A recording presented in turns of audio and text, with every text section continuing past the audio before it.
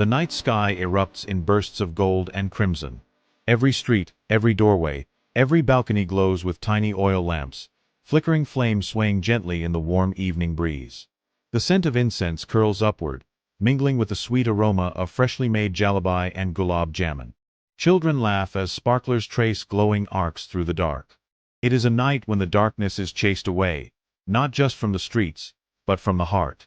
This is Diwali, a festival that has outlived kingdoms, crossed oceans, and carried with it the promise of hope.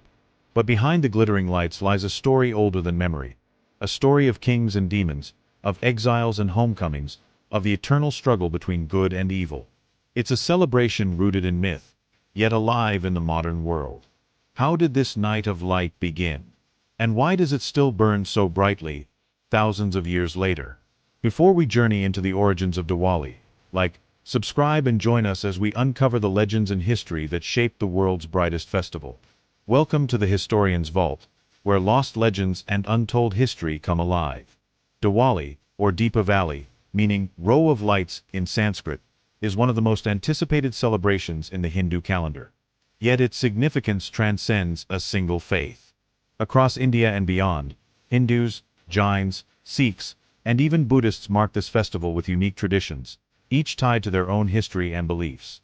In India, Diwali usually falls between October and November, marking the darkest new moon of the Hindu month of Kartika. For 5 days, homes are cleaned, decorated, and filled with lamps to invite prosperity. Families exchange sweets and gifts, temples hum with prayers, and fireworks light the night. For Hindus, it symbolizes the triumph of light over darkness, good over evil, knowledge over ignorance. For Jains, it commemorates the spiritual liberation of Lord Mahavira. For Sikhs, it recalls the release of Guru Hargobind Ji from imprisonment. And in some Buddhist traditions, particularly in Nepal, it's associated with the victory of peace and enlightenment. But Diwali is more than an ancient ritual. It's a living, evolving celebration. From the bustling markets of Delhi to the quiet villages of Tamil Nadu, from London's Trafalgar Square to the streets of Singapore, it's a shared language of joy. Its roots reach back thousands of years, into the heart of India's epic mythology. To understand Diwali, we must journey to a time when gods walked among mortals, when the fate of kingdoms rested on acts of courage and devotion. The most famous origin story of Diwali comes from the Ramayana, one of India's great epics. After 14 years in exile, Prince Rama, heir to the throne of Ayodhya, returned home with his wife Sita and brother Lakshmana. His journey had been perilous. Sita was kidnapped by the demon king Ravana, ruler of Lanka, and rescued only after a fierce battle.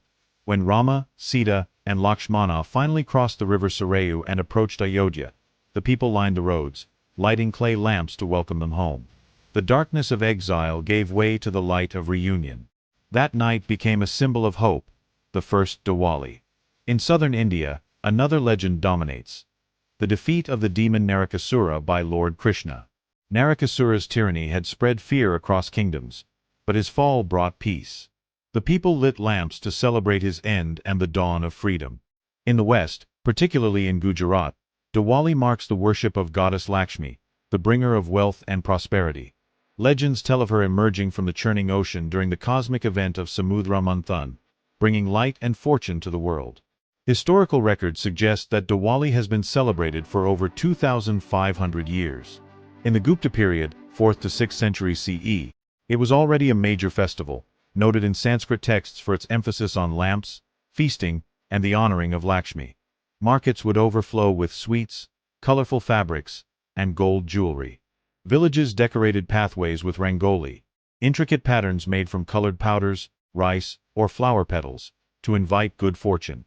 Temples glowed with thousands of oil lamps, their reflections shimmering in water tanks.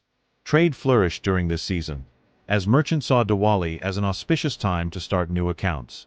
The lighting of lamps was not just a symbolic gesture but a practical one, guiding travelers, warding off wild animals, and signaling unity in communities.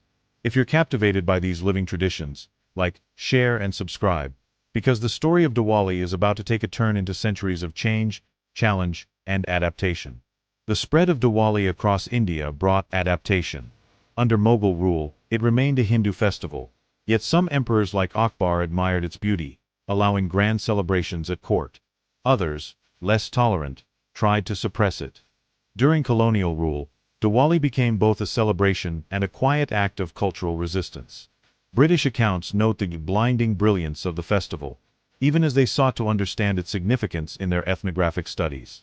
In the 20th century, the festival's imagery became part of India's national identity. Leaders used its symbolism of light and renewal to inspire unity during the struggle for independence. In recent decades, concerns have grown over the environmental impact of Diwali fireworks, from air pollution to noise levels affecting both humans and animals. Some critics argue that commercialization has dulled its spiritual core, turning it into a shopping spree rather than a sacred ritual. Yet, even amid these challenges, the festival's essence survives, in the quiet lighting of a single diya, in the whispered prayer to Lakshmi, in the laughter of children drawing rangoli on the doorstep. Today, Diwali is celebrated in more than 70 countries. In London, thousands gather in Trafalgar Square for music, dance, and light displays. In Fiji, it's a national holiday. In Singapore and Malaysia, Little India districts dazzle with lights and processions. It's no longer just a religious festival. It's a cultural bridge, a moment when communities of all backgrounds come together under the glow of 1,000 flames. The myths of Diwali are as diverse as India itself. In Bengal, the night is devoted to Kali, the fierce goddess of power. In Jain tradition, it marks Mahavira's enlightenment, celebrated with the same lamps and prayers. For Sikhs, it's Bandi Chhar Divas, the day Guru Hargobind Ji freed himself and 52 kings from Mughal captivity. The act of lighting lamps carries deep symbolism. It's the illumination of the mind, the burning away of ignorance, the welcoming of knowledge. Rangoli designs reflect cosmic patterns, reminding people of the harmony between humanity and the universe. Similar themes appear in other light festivals: the Jewish Hanukkah, the Chinese Lantern Festival, the Japanese Obon. Across the world, humans have always turned to light to mark renewal and hope. Diwali teaches that darkness, whether in the form of fear, ignorance, or injustice, is never permanent. Light, even from the smallest flame, can transform the world around it. It reminds us that traditions survive not by resisting change, but by adapting while holding on to their essence. And it shows that joy, generosity, and community are as necessary for the human spirit as food and shelter. If you enjoyed this journey into history, don't forget to like, share, and subscribe. Tell us in the comments, which festival should we explore next?